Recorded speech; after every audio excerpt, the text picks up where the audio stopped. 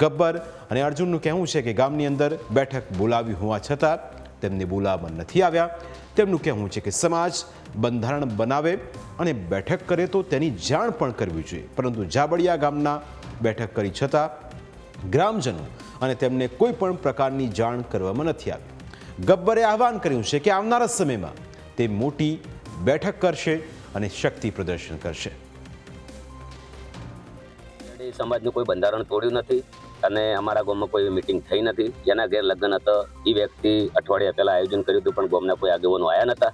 Already ગામ પહેલા હોય, ગામનું બંધારણ અમારે માનવું બી જોઈએ, પણ ગામવાળાની ડાયરિંગ ગામનું કોઈ બંધારણ કર્યું નથી અને સીધા સમાજવાળાને બોલાયા છે અને આજના દાડા સુધી સમાજ માટે રહ્યા છે। કોઈ સમાજની મીટિંગ એવી નહીં હોય કે અમારી હાજરી ના હોય, કોઈ સમાજનું કાર્ય એવું ના હોય કે અમારો ફાળો ના હોય।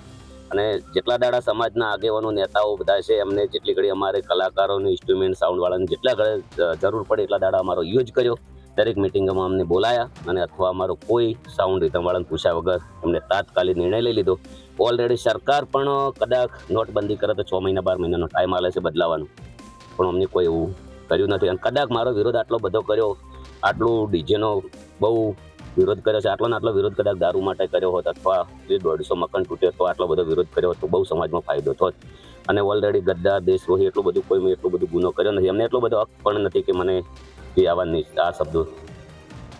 એ બંધારણની અંદર એવું છે કે તમે ડીજે ઘરે વગાડી શકો, પ્રોગ્રામ કરી શકો, ગરબા કરી શકો અને હાલમાં બધે પણ ચાલુ પણ છે। એટલે ખાલી સોશિયલ મીડિયામાં ગબ્બર ઠાકોર અને અર્જુન ઠાકોર દેખાય છે। બાકી કાલે અમે ઝોન લઈ જતા અમારા ભાઈની, ત્યાં 2 ઝોનો આવી હતી તો હોમે પક્ષમાંથી 2 ડીજે આવ્યા। એ ગોમ પણ બનાસકાંઠામાં છે, જે ઝોનજી એ ગોમ પણ બનાસકાંઠામાં છે અને અમે ડીજે નહોતા લઈ ગયા। એટલે ખાલી ગબ્બર ઠાકોર અને અર્જુન ઠાકોર દેખાય છે, બાકી બધું ચાલુ જ છે। લાઈવ પ્રોગ્રામ ડીજે બીજે બધું ચાલુ જ છે। એટલે અમે બંધારણ વાંચી અને જે લાઈવ ડીજે કર્યું છે એટલે અમારા બંધારણ વાંચ્યું છે કે અંદર તમે હોમા પક્ષમાં ના જશો, એટલે અમે કોઈ બંધારણ તોડ્યું નથી।